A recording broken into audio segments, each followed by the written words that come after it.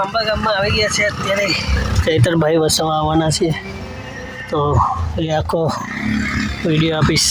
આ અમારે કેમેરામેન છે, કેમેરા વધારે દે.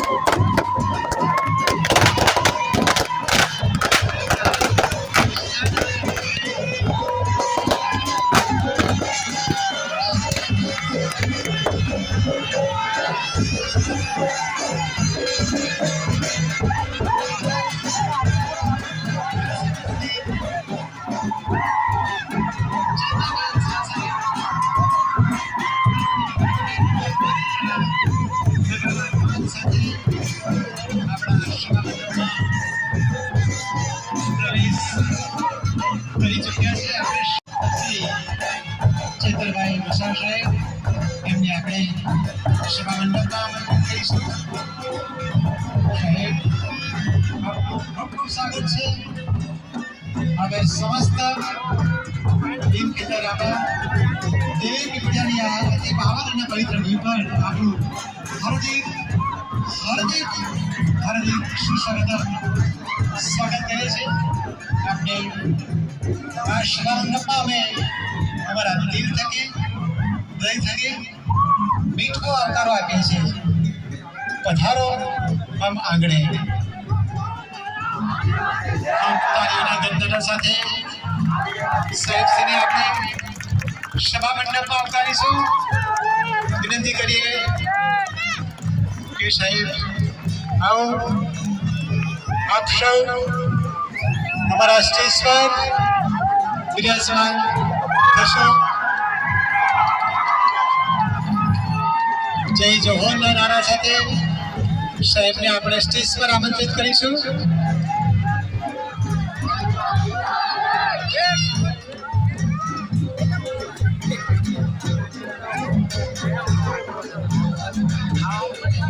માન્યવર લોકલાડિયા બાહોશ ધારાસભ્ય શ્રી ચેતરભાઈ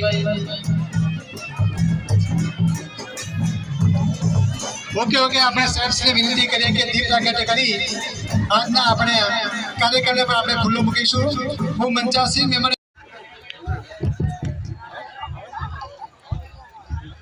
જય આદિવાસી, જય જોહાર, જય ભીલ પ્રદેશ, જય હિન્દ. પાછળવાળા બોલતા નથી, થાકી ગયા લાગે છે.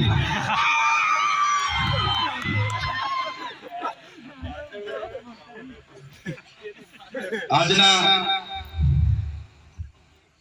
આ કાર્યક્રમમાં આજની આંબા ગામની આ પાવન ધરતી પર ઉપસ્થિત મંચસ્થ મારા સાથી વિદ્યાર્થી નેતા એવા યુવરાજસિંહ જાડેજા બાપુ,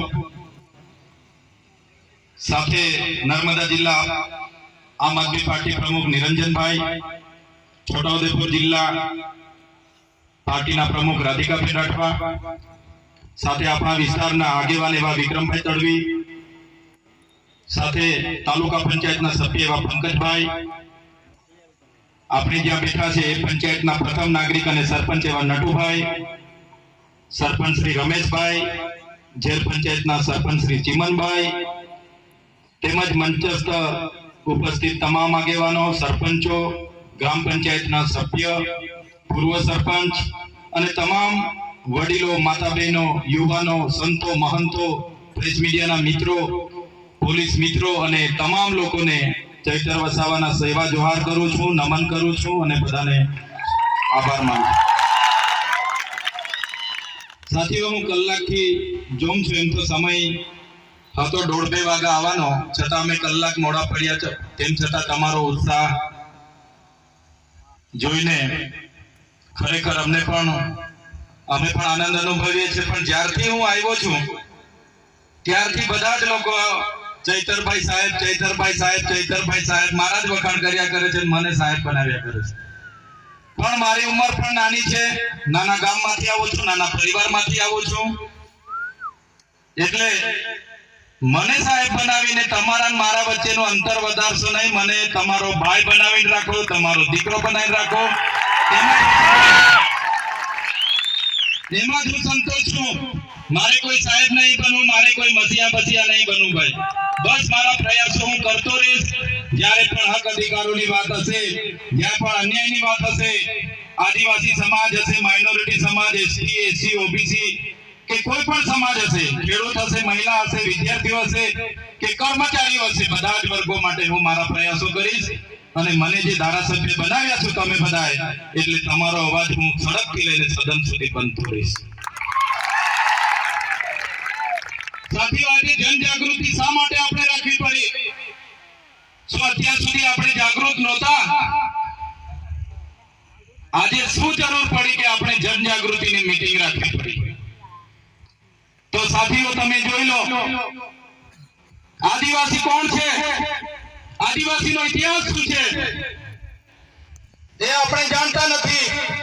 બંધારણીય અધિકાર શું છે, અનુસૂચિ 5 શું છે, પૈસા 1 શું છે, દેશ કોણ ચલાવી રહ્યું છે એ આજ દિન સુધી હજુ આપણે જાણતા નથી. એટલે આપણે અંદરો અંદર લડીએ છીએ. ભાઈ હેડા માટે લડે છે, કેટલાક લોકો આપણે હિન્દુ મુસ્લિમ ના લીધે લડીએ છીએ, કેટલાક લોકો નળ સે જલ માટે લડે છે, કેટલાક લોકો ક્યાં આપણે લડ્યા કરે છે. આપણે પાર્ટીઓમાં વેચાઈને લડીએ છીએ, આપણે ધર્મમાં વેચાઈને લડીએ છીએ. કોઈ કે મારો અવિચળ સંપ્રદાય મહાન છે, કોઈ કે મારો કબીર સાહેબ મહાન છે, કોઈ કે મારો સ્વામિનારાયણ મહાન છે, મારે સતકેવલ મહાન છે, કોઈ કે મારો ભાતીજી સંપ્રદાય મહાન છે. કોઈ આદિવાસી કહે છે મારી ભાજપ પાર્ટી મહાન છે, કોઈ કે મારી કોંગ્રેસ મહાન છે, કોઈ કે મારી આમ આદમી પાર્ટી મહાન છે, કોઈ મારી બીજેપી મહાન છે, કોઈ કે મારી સમાજવાદી પાર્ટી મહાન છે, કોઈ કે મારો આદિવાસી પરિવાર મારું સંગઠન મોટું છે, કોઈ કે મારો આદિવાસી એકતા પરિષદ મોટું છે, કોઈ કે મારી ટાઈગર સેના મોટી છે. આપણે આદિવાસીઓ અંદર લડીએ છીએ. એટલા માટે આજે આપણી આ તકલીફ પડી છે. આજે દુઃખ સાથે કહેવું પડે છે. તમે બધા કીધું કે ચૈતરભાઈ લડે છે, ચૈતરભાઈ બોલે છે, એક જ આદિવાસી અમારો ટાઈગર ચૈતરભાઈ. કેમ ભાઈ? 27 વિધાનસભાની બેઠકો આપણી અનામત છે. સાચી વાત છે કે ખોટી વાત છે? વિધાનસભાની 27 બેઠકો આદિવાસીઓ માટે અનામત છે. એ બેઠકો પર તો આદિવાસીઓ જે ચૂંટણી લડીને જીતીને વિધાનસભામાં જાય છે ને. આપણી નર્મદાની 2 વિધાનસભાઓ આદિવાસીઓ માટે રિઝર્વ છે, અનામત છે. છોટાઉદેપુરની 3 અનામત છે. બધી જ એમ કરીને ટ્રાઇબલની 27 બેઠકો અનામત છે. એ કોઈ પણ પાર્ટીમાંથી લડે પણ આદિવાસી તો લડીને જાય છે 27 બેઠકો પરથી. તો કેમ આદિવાસીઓનો અવાજ એ 27 માંથી બીજા નથી બનતા? કેમ એમને ટિકિટોની ભૂખ છે? એટલા માટે. કેમ એમ પાર્ટીની ગુલામી કરે છે? એટલા માટે નથી બોલતા. એટલા માટે જ આજે આપણે ભેગા થયા છે ને આપણે જનજાગૃતિની જરૂર છે. આવનારા દિવસોમાં એવા લોકોને વિધાનસભામાં મોકલો કે જે આદિવાસીઓ માટે ખુલીને બહાર આવે, સડકથી લઈને સદન સુધી એમનો અવાજ બને. આજે દુનિયાની સૌથી મોટી પ્રતિમા 182 મીટર આપણે સરદાર પટેલ સાહેબની બનાવી છે. સરદાર પટેલ સાહેબ સાથે માન છે, સન્માન છે. અમે એમનું સન્માન કરીએ છીએ. 182 મીટર નહીં, તમે 500 મીટર બનાવો, અમને કોઈ વાંધો નથી. પણ તમે આદિવાસીઓને ત્યાંથી વિસ્થાપિત કરીને તમારા વિકાસની વાત કરો છો, એમાં અમારી સહમતિ નથી. અને અમારા લોકોને વિસ્થાપિત કરો છો, એમાં અમારો વિરોધ છે. તમે નર્મદા ડેમ આટલો મોટો બનાવ્યો. નર્મદા ડેમમાં અમારા લોકોએ આખા ગામડા અમારા લોકોના વિસ્થાપિત કર્યા. દેશના વિકાસમાં અમારા લોકોને આટલું બધું યોગદાન આપ્યું. સ્ટેચ્યુ ઓફ યુનિટી બની, એમાં આટલું મોટું યોગદાન આપ્યું. પણ આજ દિન સુધી નર્મદાના વિસ્થાપિતના પ્રશ્નોનું નિરાકરણ નથી આવ્યું. એટલા માટે અમારો વાંધો છે. આજે નર્મદા ડેમમાં એટલા લોકોના જમીનો ગઈ, નેરમાં જમીનો ગઈ. અમે નેરનું પાણી જોઈ શકીએ છીએ. નેરનું પાણી કચ્છ સુધી લઈ જતા છો, તમે કાશ્મીર સુધી લઈ જાવ, અમને વાંધો નથી. તમે કાશ્મીર સુધી લઈ જાવ, અમને વાંધો નથી. પણ જે લોકોએ નર્મદા ડેમમાં જમીનો આપ્યા છે એ આજે પણ પાણીથી તરસે છે. એમને કેમ પાણી નથી આપવામાં આવતું? એના માટે આજે આ જનસંમતિ છે, એના માટે આપણે ભેગા થવું પડશે. સરકારોને પણ કહેવા માંગીએ છીએ, આ નર્મદા ડેમમાં અમારા લોકોનું યોગદાન છે. જો અમારા લોકોને નર્મદાનું પાણી આવનારા દિવસોમાં નહીં મળશે તો આ જાહેર મંચ પરથી કહેવા માંગીએ છીએ, જો અમારા લોકોને નર્મદા ડેમનું સિંચાઈનું પાણી નહીં આપવામાં આવશે, આવનારા દિવસોમાં નર્મદા કેનાલ પણ અમે બંધ કરાવી દઈશું. દુનિયાની સૌથી મોટી પ્રતિમા અહીંયા તમે મૂકી દીધી છે. અમે સન્માન કરીએ છીએ. પર્યટકો આવે, પ્રવાસીઓ આવે, 2 પૈસા વાપરે. પણ અમારા લોકોને કેમ રોજગારી આપવામાં નથી આવતી? અમારા રિક્ષાવાળાઓને કેમ રિક્ષા ફેરવવા દેવામાં નથી આવતી? અમારા મા બહેનીઓ ત્યાં નાની લારી ગલ્લા મૂકે છે, એમને કેમ તમે ઉઠાડી દો છો? દુનિયાની સૌથી ઊંચી પ્રતિમા અને નર્મદા ડેમના નામે આખા દેશમાં મત માંગવામાં આવે છે, સરકારો બનાવવામાં આવે છે. પણ આ કેવડિયામાં આપણા બાળકો માટે સ્કૂલ બનાવવા માટે 2 વર્ષથી અમે આંદોલન કરીએ છીએ, પણ સરકારને સ્કૂલ બનાવવામાં જરાય રસ નથી. આજે સ્ટેચ્યુ ઓફ યુનિટી થી 10 કિલોમીટરનું ગામ, આજે ચાપડ ગામમાં આપણી એક બેનને પ્રસૂતિની પીડા થાય છે. ત્યાં 108 પણ પહોંચતી નથી. રસ્તો ન હોવાના કારણે એ બેનને ઝોલીમાં લઈ જઈને ગામના યુવાનો દવાખાને પહોંચાડવાની કોશિશ કરે છે. એ બેન રસ્તે બાળકને જન્મ આપી દે છે. આ 20 દિવસ પહેલાની વાત કરું છું મેં. તમે વિચાર કરો, આપણી બેન, એની કેવી પ્રસૂતિની પીડા હશે. એને ઝોલીમાં લઈ જતા બાળકને રસ્તે જન્મ આપી દે છે. કેવી પીડાતી હશે. આ આદિવાસીઓની પરિસ્થિતિ છે. 2 મહિના પહેલા આ તુરખેડા ગામની બેન, સ્ટેચ્યુ ઓફ યુનિટી થી 15 કિલોમીટર તુરખેડા ગામ, એ બેનને પ્રસૂતિની પીડા ઉપડે છે.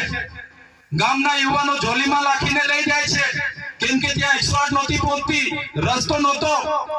એ બેન રસ્તે જતા પ્રસૂતિની પીડાથી બાળકને જન્મ આપીને મરી જાય છે. આ આદિવાસીની પીડા છે. આ આદિવાસી આજે પણ આ હાલત છે આદિવાસીની. ત્યારે અમને દુઃખ થાય છે. આજે અમે તમારી વચ્ચે આવ્યા છે, કોઈ પાર્ટીના ધારાસભ્ય તરીકે નથી આવ્યા, આજે તમારી વચ્ચે આવ્યા છે તો આદિવાસી સમાજના ધારાસભ્ય તરીકે આવ્યા છે। કોઈ પણ પાર્ટી મને ટિકિટ આપી દેશે, પણ જો આદિવાસીનો જાતિનો દાખલો મારા ફોર્મ પર હું નહીં મૂકું ત્યારે મારું ફોર્મ પાસ થવાનું નથી। કોઈ પાર્ટીની ટિકિટ વગર ફોર્મ પાસ થઈ જશે, અપક્ષ ચૂંટણી લડીશ, પણ જો જાતિનો દાખલો નહીં હશે તો હું આદિવાસીનો જાતિનો દાખલો જો ફોર્મમાં નહીં જોડું તો મારું ફોર્મ પાસ થવાનું નથી। એટલે હું આદિવાસી તરીકે તમારે ત્યાં આજે આવ્યો છું। અમારા આદિવાસીનો ઇતિહાસ ગૌરવશાળી છે। સિંધુ ખીણની સંસ્કૃતિનો ઇતિહાસ તમે વાંચી લેજો, હડપ્પા સભ્યતા સંસ્કૃતિનો ઇતિહાસ વાંચી લેજો। હજારો વર્ષ પૂર્વી ધર્મ પૂર્વી આદિવાસી સંસ્કૃતિનો ઇતિહાસ છે। તમે રામાયણ ઉઠાડીને વાંચો, સબરી ભીલનો જે વાત આવે છે, નિષાદવાદાની જે વાત આવે છે, રાજા આદિવાસી ભીલ હતા। તમે મહાભારત ઉઠાવીને વાંચી લેજો, મહાભારતમાં જે અંગૂઠો કાપીને આપનાર એકલવ્ય આદિવાસી હતા। તમે મહારાણા પ્રતાપનો ઇતિહાસ વાંચી લેજો, જ્યારે પોતાનો ભાઈ પણ એમની સાથે નહોતો ત્યારે પૂંજા ભીલની આખી સેના મહારાણા સાથે હતી। એ આપણો ગૌરવશાળી ઇતિહાસ છે, સમાજમાંથી અમે આવીએ છીએ। તમે સમાજ શિવાજી મહારાજનો ઇતિહાસ વાંચી લેજો, શિવાજી મહારાજ સાથે જોધા ભીલની આખી સેના હતી। એ સમાજમાંથી અમે આવીએ છીએ। આઝાદીની લડતમાં ભગવાન બિરસા મુંડા હોય, તાત્યા ભીલ હોય, ખાજ્યા નાયક હોય કે ગુરુ ગોવિંદ ગીરી હોય, આઝાદીની લડતમાં પણ આદિવાસીઓ અમારા પૂર્વજો એટલું બધું યોગદાન આપ્યું છે। દેશના વિકાસમાં નર્મદા ડેમ હોય, ઉકાઈ ડેમ હોય, કરજણ ડેમ હોય કે કડાણા ડેમ હોય, આ વિસ્તારમાં જીઆઈડીસી હોય, હાઈવે હોય કે પ્રવાસન ધામ હોય, જ્યાં પણ જરૂરત પડી છે આદિવાસીઓએ પોતાના ગામડા ખાલી કરીને આ દેશના વિકાસમાં સહયોગ આપ્યો છે। પણ જ્યારે આદિવાસી વિસ્તારોમાં આઝાદીના 78 વર્ષ પછી પણ આજે શિક્ષકો માટે આંદોલન કરવું પડે, આજે શાળા માટે આંદોલન કરવું પડે, આજે રસ્તા માટે આંદોલન કરવું પડે, આજે રોજગારી માટે આંદોલન કરવું પડે, આજે પીવાના પાણી અને સિંચાઈના પાણી માટે આંદોલન કરવું પડે, તો આ સરકારોને અમે કહેવા માંગીએ છીએ, અમે વિધાનસભા સંસદ સભા જીતવા નહીં, અમને દેશનું 29મું રાજ્ય બનાવવા માટે આગળ આવી રહ્યા છે। દેશનો 29મું રાજ્ય અમને આપી દો, અલગ ભીલ પ્રદેશ। જે રીતે તેલુગુ લોકોને તેલંગાણા મળ્યો, તમિલ લોકોને તમિલનાડુ મળ્યું, મરાઠાઓને મહારાષ્ટ્ર મળ્યું, ગુજરાતીઓને ગુજરાત મળ્યું, જે રીતે પંજાબીઓને પંજાબ મળ્યું, નાગા લોકોને નાગાલેન્ડ મળ્યું, ઝારખંડીઓને ઝારખંડ મળ્યું, એ જ રીતે આદિવાસી ભીલોને અલગ ભીલ પ્રદેશ આપી દો, અમે અમારો વિકાસ કરી લઈશું। જે રીતે 1957માં ભરૂચમાંથી નર્મદા છૂટું પડ્યું, આજે જિલ્લાનું હેડક્વાર્ટર રાજપીપળા આવ્યું તો આપણે બધા નર્મદા વાળાને ફાયદો થયો કે નહીં થયો? આજે વડોદરામાંથી છોટાઉદેપુર છૂટું પડ્યું, છોટાઉદેપુર વાળાને ફાયદો થયો કે નહીં થયો? એ જ રીતે દેશનું 29મું રાજ્ય ભીલ પ્રદેશ રાજ્ય અમને આપી દો, એની રાજધાની અમે કેવડિયા બનાવીશું ને આદિવાસીઓનો વિકાસ કરીશું। આજે અમેરિકામાં આપણા કરતા ઓછી વસ્તી છે, છતાંય 50 રાજ્ય છે, ત્યારે ભૂતકાળનો આપણો જે ભીલ પ્રદેશ હતો તેમાંથી આજે અંબાજીથી ઉમરગામના 14 જિલ્લા, આજે રાજસ્થાનમાં ઉદયપુર, બાંસવાડા, ડુંગરપુર, પ્રતાપગઢ, સિરોહીના 12 જિલ્લા, આજે મધ્યપ્રદેશના અલીરાજપુર, જાંબુઆ, પાલના 14 જિલ્લા, મહારાષ્ટ્રના નંદુરબાર, પાલઘર, સાગરી, નાસિકના આજે 12 જિલ્લા, 49 જિલ્લાનો અમારો ભીલ પ્રદેશ હતો। એ ભીલ પ્રદેશ આજે પણ અમે અમારો રોટી બેટીનો વ્યવહાર એકબીજા સાથે કરીએ છીએ। આજે પણ અમે બોર્ડરલેસ થઈને અમારી રીત રિવાજો, પરંપરાઓ, રૂઢિઓ, પહેરવીશ, આજે પણ અમારી બોલી, ભાષા, અમારા લગ્ન ગીતો, અમારી પૂજા વિધિ આજે પણ અમારી સાથે છે। ત્યારે અમે સરકારોને કહેવા માંગીએ છીએ, અમને 29મું રાજ્ય ભીલ પ્રદેશ આપો, અમારા આદિવાસીઓનો વિકાસ હવે અમે અમારી રીતે કરી લઈશું। ક્યાં સુધી અમે લડીશું? અમારા બાપ દાદાઓ લડીને પતી ગયા, કેવડિયા માટે અમે આટલું બધું લડ્યા, ત્યારે હું ધારાસભ્ય નહોતો। 2019માં કેવડિયામાં મારામારી થઈ, લાઠીચાર્જ થયા, આપણી માતા બહેનો રડતી હતી, તે વખતે કોરોના ટાઈમે પણ આ ચૈતર વસાવાની આગેવાનીમાં કેવડિયાથી રાજપીપળાની પદયાત્રા કરી હતી, અને ચૈતર વસાવાને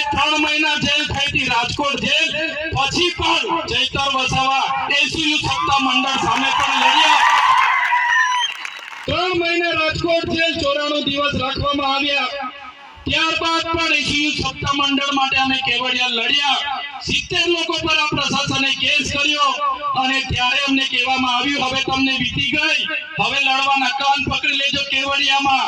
આ પોલીસ મિત્રો અને ભાજપના લોકોને જે પણ કહેવા વાળા હતા એમને પણ કહેવા માંગુ છું, તુમકો કા લગતા થા નહીં લौटेंगे, गलत. तुमको क्या लगता था नहीं लौटेंगे, गलत. जब तक तोड़ेंगे नहीं तब तक छोड़ेंगे नहीं. મને આનંદ થાય છે, અમારો યુવાન જાગી ગયો છે, અમારા વડીલો એક થઈ ગયા છે, અમારી માતા બહેનો હવે જાગી ગઈ છે. હવે અમે એકલ દોકલ નથી, અમે આજે એક થવા જઈ રહ્યા છે. આજે મને આનંદ થાય છે, આ વર્ષે આટલા લોકો પહેલીવાર મને મળે છે. ત્યારે સાથીઓ, આઝાદીના 78 વર્ષ થઈ ગયા. સરકાર અમૃત મહોત્સવ અમૃતકાળના રથ કાઢીને ફરે છે, બ્રાન્ડિંગ કરે છે, મોટા મોટા બેનરો પ્રચાર કરે છે, પ્રસાર કરે છે, અમૃતકાળ મનાવે છે. ત્યારે સરકારને અમે કહેવા માંગીએ છીએ, આજે પણ અમારો સમાજ આજે તમારા પર ભીખ માંગે છે. આદિવાસી આ ધરતીનો આ દેશનો માલિક છે, મૂળ માલિક આદિવાસી છે અને આજે મૂળ માલિકને તમે મજદૂર બનાવી દીધા છે. ત્યારે આદિવાસી એસટી એસસી ઓબીસી માઇનોરિટીને પણ હું કહેવા માંગુ છું, આપણા સંવિધાનિક અધિકારો જાણો, બંધારણીય અધિકારો જાણો. આ દેશના આપણે મૂળ માલિક છે. એ હું નથી કહેતો, આપણું બંધારણ કહે છે. એ હું નથી કહેતો, બંધારણનો આર્ટિકલ 243 ક કહે છે કે આદિવાસી આ દેશનો મૂળ માલિક છે. સુપ્રીમ કોર્ટ કહે છે કે આદિવાસી આ દેશનો મૂળ માલિક છે. આજે આદિવાસીની હાલત તમે જોઈ લો. મને દુઃખ સાથે કહેવું પડે છે, આજે અમારો મૂળ માલિકને મજૂર બનાવી દીધો છે. આજે કેવડિયામાં અમારા 2 ભાઈઓને મારી નાખવામાં આવે છે. આ અમારો મૂળ માલિક. આજે મધ્યપ્રદેશમાં આદિવાસી કહેતા જ એના માથા પર મૂતરી દેવામાં આવે છે. આજે મણિપુરમાં આદિવાસી કહેતા જ અમારી મા બેટીઓને નગ્ન પરેડ કરવામાં આવે છે.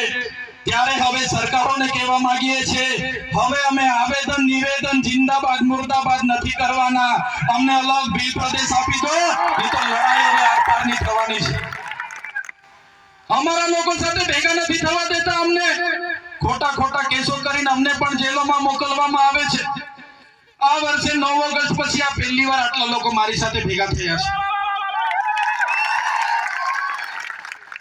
સરકાર એવું ઈચ્છી રહી છે કે અહીંનો મૂળ માલિક મૂળ નિવાસી ભેગો નહીં થવો જોઈએ, નવરો નહીં પડવો જોઈએ.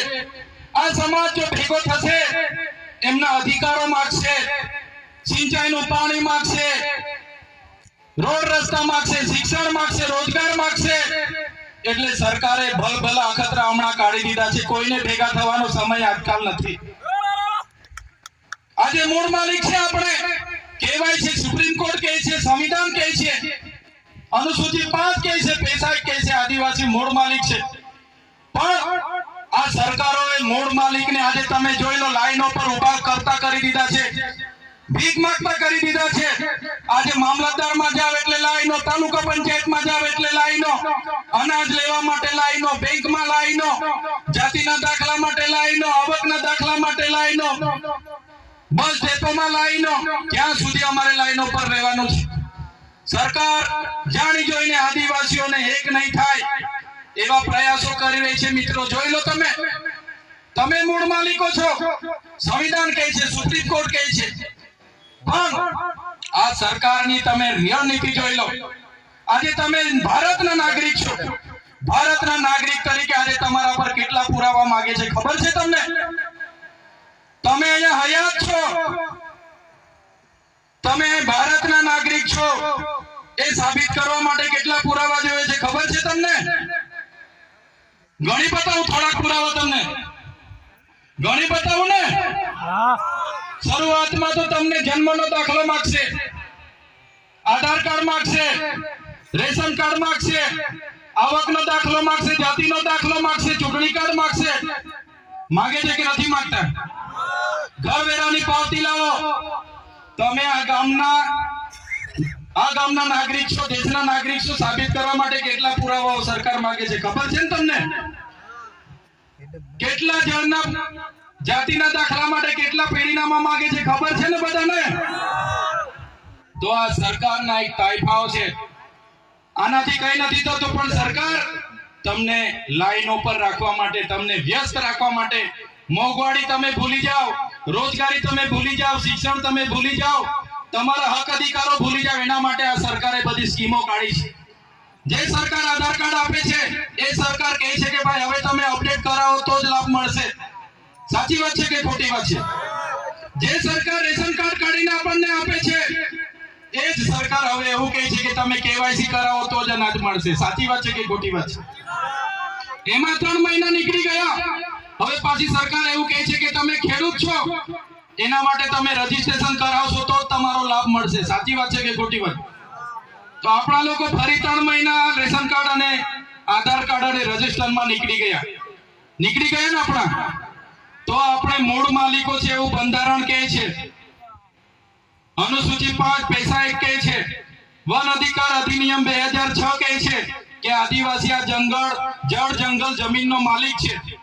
છતાં આપણે આ ઝેર ગામના, આ આંબા ગામના, આ લીમખેતર ગામના માલિક છે, આ દેશના નાગરિક છે સાબિત કરવા માટે શરૂઆતમાં તો આપણી પર જન્મનો દાખલો માંગે, પછી આધાર કાર્ડ માંગે, સ્કૂલની સર્ટી માંગે, રેશન કાર્ડ માંગે, ચૂંટણી કાર્ડ માંગે, આવકનો દાખલો માંગે, ઘરની વેરા પાવતી માંગે, આકારણી પત્રક માંગે છે ને, પછી બીપીએલ કાર્ડ માંગે, ચૂંટણી કાર્ડ માંગે, પાન કાર્ડ માંગે છે કે નથી માંગતા? હમણાં સિમ કાર્ડ લાવવાનો, ફલાણું કાર્ડ લાવવાનો, ઢીકણું કાર્ડ લાવવાનો, એમાં જ આખું વર્ષ આપણું નીકળી જાય છે કે નથી નીકળી જતું? ત્યારે આ હાલત આ સરકારોએ આદિવાસીઓની કરી છે. એટલા માટે આપણે જાગવાનું છે, એક થવાનું છે. એટલા માટે આજે આ જનજાગૃતિની મીટિંગ રાખી છે. મારા ઘણા વડીલો, માતા બહેનો અહીંયા બેઠા છે, એમને હું વિનંતી કરું છું, આપણા યુવાનોને બને ત્યાં સુધી જેટલું ભણવાનો સમય એટલું ભણાવો. પછીનો સમય કેવો આવશે, શું આવશે એનો કોઈ પત્તો નથી, પુરાવો નથી. આજે દેશનું અડધું લશ્કર છત્તીસગઢ, ઓરિસ્સા અને ઝારખંડમાં આદિવાસીઓને લશ્કર સામસામે છે. દેશનું અડધું લશ્કર બોર્ડર પર છે, અડધું લશ્કર ઝારખંડ, ઓડિશા અને છત્તીસગઢમાં આદિવાસીઓ સામે છે. આવનારા દિવસોમાં પણ આ વિસ્તારમાં નવા પ્રોજેક્ટો આવે છે. સ્ટેચ્યુ ઓફ યુનિટી આવી ગઈ, હવે માલસામોટ વિસ્તારમાં નવા પ્રોજેક્ટો ચાલુ થયા છે, આ વિસ્તારમાં આંબા ડુંગરમાં નવા પ્રોજેક્ટો ચાલુ થયા છે. એટલે આપણી એકતાની ખૂબ જરૂર છે. એકલ દોકલ તમે ને અમે લડવા જઈશું ત્યારે આપણો મેળ પડવાનો નથી. ત્યારે એક થવા માટેની આ મીટિંગ છે. સાથે સાથે જે સમાજમાં અંધશ્રદ્ધાઓ છે, કુટેવો છે, કુરિવાજો છે, વ્યસનો છે, એને કઈ રીતના આપણે દૂર કરવાનું એ વડીલો તમે અહીંયા બેઠેલા તમામ લોકોની જવાબદારી છે. અમારી મેઇન જવાબદારી છે આપણા યુવાનોને કઈ દિશા આપીએ, યુવાનો વધુ રોજગાર કઈ રીતના મેળવે એ પ્રયાસો તમારે ને અમારે બધાએ કરવા પડશે. મારા સાધુ સંતો, મહંતો, વડીલો બધા બેઠા છે, એમને મારી નમ્ર અપીલ છે, જ્યારે ભણવાનો સમય હશે બાળકોને ભણાવો, એમને સમજણ આપો. સારું ભણશે, સારું ગણશે તો જ આપણા લોકો આગળ આવશે. નહીં તો જોઈ લો, સરકાર તો ઈચ્છતી નથી કે આપણા બાળકો ભણે. આપણા વિસ્તારમાં શિક્ષકો નથી, શાળાના ઓરડા નથી. એટલા માટે સરકારને અમે અનેક વાર કહીએ છીએ, પણ સરકાર આ બાબતે ધ્યાન આપતી નથી. આજે દેશમાં 8% આદિવાસીની વસ્તી છે. આજે ગુજરાતમાં 15% આપણે આદિવાસીઓની વસ્તી છે. તમે મને બતાવો 100 જજમાંથી 15 જજ આદિવાસી છે. ન્યાય પ્રણાલિકાઓમાં 100 જજમાંથી 15 જજ આપણા છે. આજે ગુજરાતમાં આપણે 15% છે, 100 જજમાંથી 15 જજ આપણા હોવા જોઈએ કે નહીં હોવા જોઈએ? 100 કલેક્ટરોમાંથી 15 કલેક્ટરો આપણા હોવા જોઈએ કે નહીં હોવા જોઈએ? 100 ડીડીઓ એસપી માંથી 15 આપણા હોવા જોઈએ કે નહીં હોવા જોઈએ? 100 મામલતદાર ટીડીઓ માંથી 15 આપણા હોવા જોઈએ કે નહીં હોવા જોઈએ? 100 રિયલ એસ્ટેટના બિલ્ડરોમાં 15 આપણા હોવા જોઈએ કે નહીં હોવા જોઈએ? 100 ઉદ્યોગપતિઓમાં આપણા 15 હોવા જોઈએ કે નહીં હોવા જોઈએ? 100 એજન્સીઓમાંથી 15 આપણા હોવા જોઈએ, 100 એનજીઓ માંથી 15 એનજીઓ આપણા હોવા જોઈએ. તે નથી, પણ તમને 90% મજૂર આદિવાસી મળી જશે કે નહીં? આ પરિસ્થિતિ આ સરકારોએ પેદા કરી છે. તો સાથીઓ, નવા વર્ષમાં પહેલીવાર નવા દિવસે મળ્યા છે ત્યારે બધાને નવા વર્ષની શુભકામનાઓ પણ આપીએ છીએ.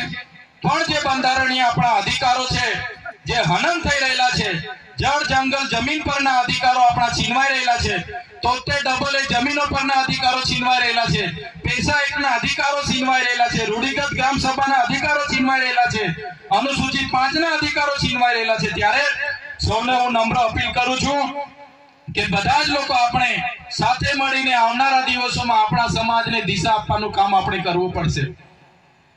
આ વિસ્તારની પરિસ્થિતિથી ખૂબ સારી રીતે અમે વાકેફ છે. ત્યારે આપણે બધાએ આવનારા ભવિષ્યમાં વડીલોના માર્ગદર્શન હેઠળ, માતા બહેનો, યુવાનો બધાના સહકારથી આવનારા ભવિષ્યમાં આપણે આગળ વધવું પડશે.